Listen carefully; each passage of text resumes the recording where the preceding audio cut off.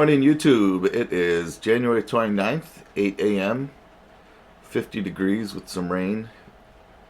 I thought we could talk about wood carving today and talk about some of the smaller wood carving implements that are out there for spoon carving or bowl carving or little figurine carvings. I'll let the puppy in. She sounds like she wants to come in, so why don't we go over to the workbench and go over some of these tools. Okay, YouTubers. Um, so some of the knives that I use, not all, but this is really what I got for smaller knives for carving. I have some really small knives for really small detailed stuff, but all they are is a razor blade set, really. It's just with different razor blades, so I'm not going to bring that one out.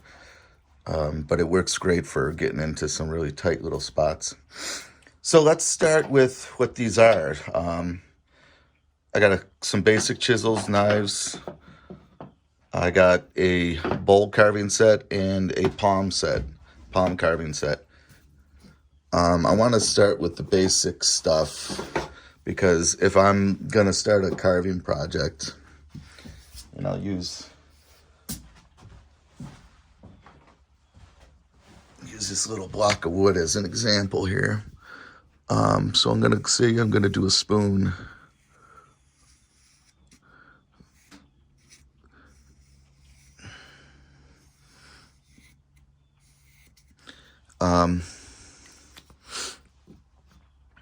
All this waste wood has got to go, right?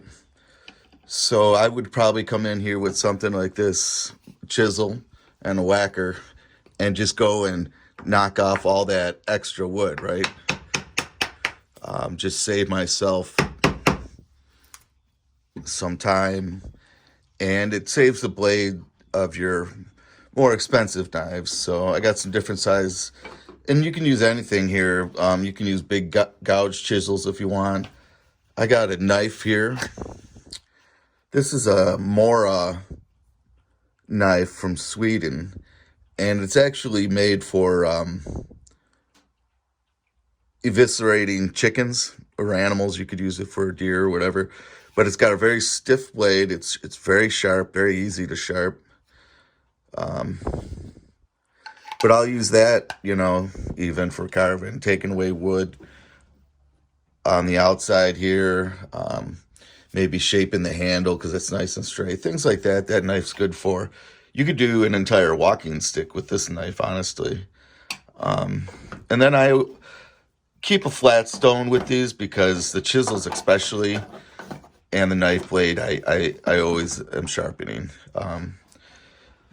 My other knives I'll use the stropping on, and I haven't quite got to the point where they've been so dull that I've had to use the stone. I do the stropping every time, and it seems to really keep on it. So those are some of the basic things that you would use when you're, like I said, you're removing some of the bulk wood and getting it down to a workable size, Really anything works, your low budget stuff from Harbor Freight and stuff is great because you can beat on it. And when you're carving out waste wood, you really dull the blade. It's a lot of work on the blade. So you don't have to feel so bad about banging those things up. The next one I want to show you guys is my spoon carving set. And really what this is your basic wood carver set with a spoon gouge in it. And that's a special type of knife. That's this one here. We'll start down at the end with the Sloyd knife, Sloyd. And it's the multi-purpose knife. It does really a lot. You can do heavy chunking and carving away of big wood. You could do inside curves relatively well. Outside curves, nice. You can get in and do little detail type whittling with just the tip if you need to. I'm reaching around a camera, so I don't really know if I can get that chip out. There it is. So just a really good all-around knife. And the one that's going to do the bulk of your cutting. And when you get down to more detailed stuff, you can absolutely use that. But what's recommended is a detailing knife. This is a whittling knife, a detailing knife, a mini, and it's just what its names imply. It's really really good to get into these tiny places with the tip, and it's got a nice straight edge, so you can work a lot of different angles with it. Right, you can just slide right along, and you can turn. You can. It doesn't do inside stuff very good at all, but ideally you would have that done already. Not bad for doing sticks because it's got a nice flat straight edge. Um, yeah, those two knives alone, if you had those two knives, you can carve really, I mean, anything you want. You can carve so much with just those two knives. I have one special knife in this kit. It's called a bowl gouge or a spoon hook. And again, it's just as the name implies, it's meant to spoon out or bowl out or carve out or gouge out bowls and spoons and deep curves, things like that. So,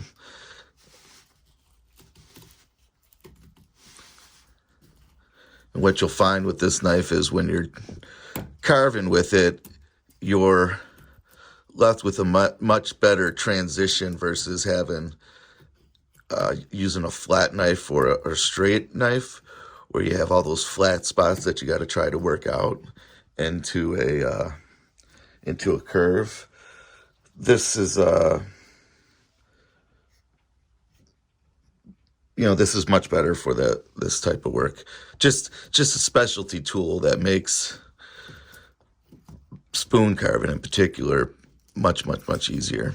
So, and with these knives, my hands get tired easily. I work with my hands, and they're tired to begin with just from daily working. But when I get into doing something like this, and it's a lot of handheld stuff and a lot of methodical work, my hands get tired faster. So any specialty knife or anything that speeds that process up for me, I just appreciate. And in this kit, there's also some stropping. Stropping is just a chunk of leather or a chunk of denim or something like that you trim your blades up on. And by trim, I mean you just kind of clean them up on. I have some polish that's in my little pouch here as well. And all I do is I put that polish on here, and then I just work the knife back and forth. And if you get any little burrs or any little bumps on the blade, the stropping is what will take care of that stuff for you in between sharpenings. It'll fold it. You'll end up folding the metal back onto itself, so you can continue carving for a while before you really have to go back and sharpen. Some cases it fixes the blade altogether, but ideally you're taking really good care of your blades to not nick them and things like that anyhow. But sharpening them is really, really important. A dull knife is dangerous. Knives should be scary sharp, right? That way you can respect them. But dull is dangerous. You push really hard with a dull knife because it won't go through the wood, and then it finally breaks through, and the tip goes flying, and it hits you, and all kinds of bad things happen. So the next one we'll talk about is my palm set. This was the first set that I got, and what I really appreciate about it is how safe it is. You have a tremendous amount of control with these palm knives. So much so that I think even if you were to give these to a child, I think they could even operate them safely. In fact, if I were to have a child start carving, I might give them a knife like this. Even though it's incredibly sharp, you just have so much more control. So let's go ahead and I'll show you exactly what I mean. I laughed when I first saw this little packet, and I'll just, if anybody knows what's in here, go ahead and comment below. So 5 knives. I got a straight edge knife with a point. Lets me do like detailing type work. And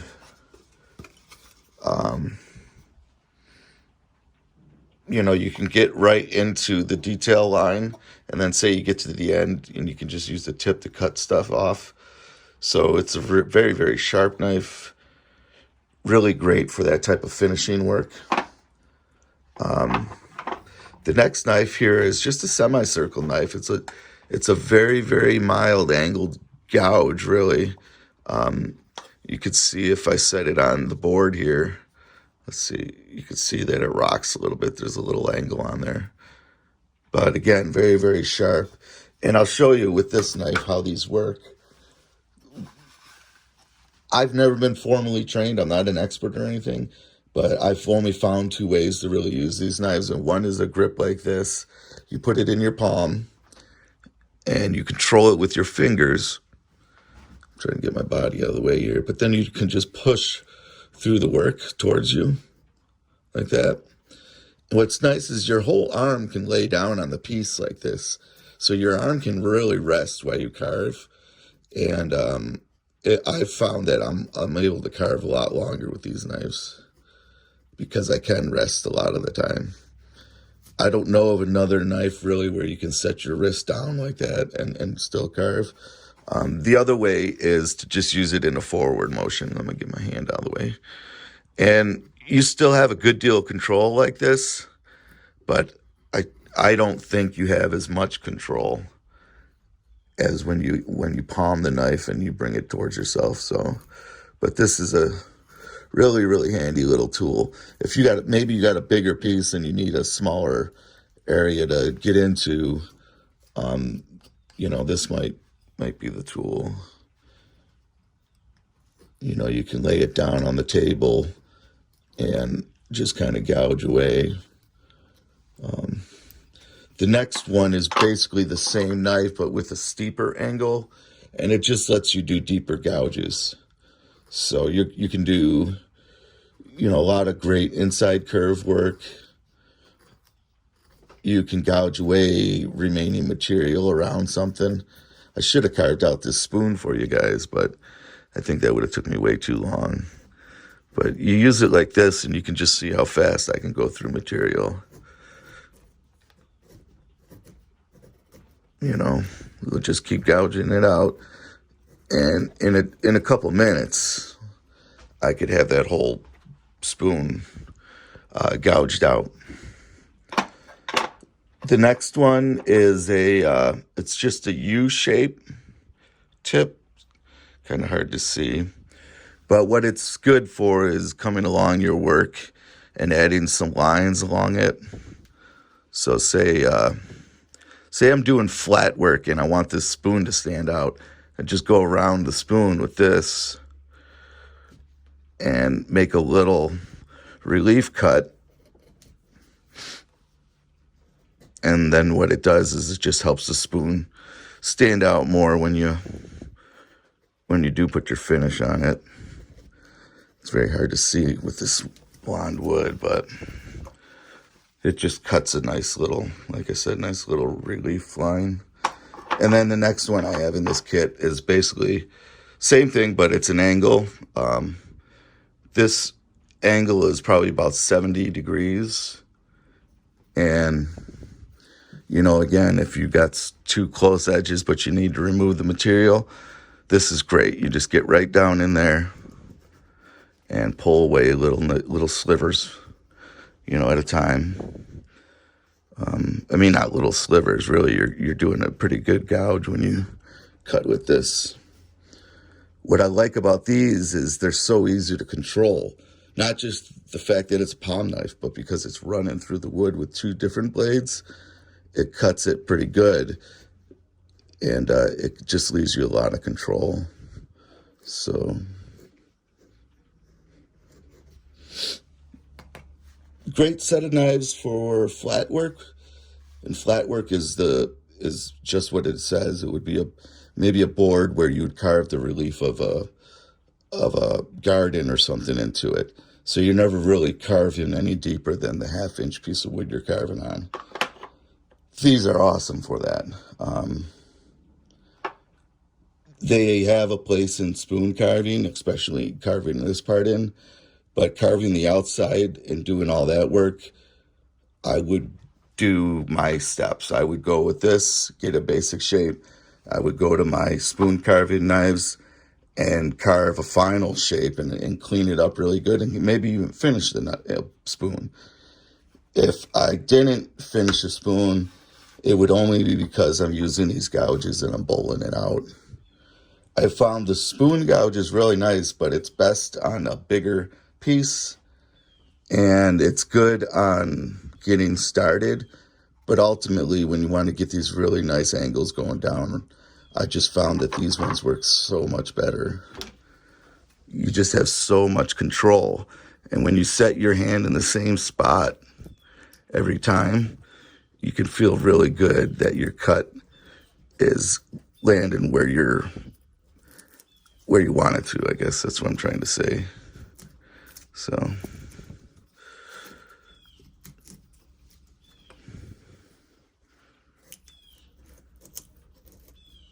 incidentally, I'm carving with the grain, so it's chipping out, but